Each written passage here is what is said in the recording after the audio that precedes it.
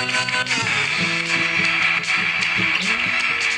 si B-Boy nag-apply sa banda para maging isang roadie, pero siya'y natanggap bilang PA ng mga sikat na showbiz. Bitbit na ang bagay na siksik ng mga makeup at lipstick. Palagi siyang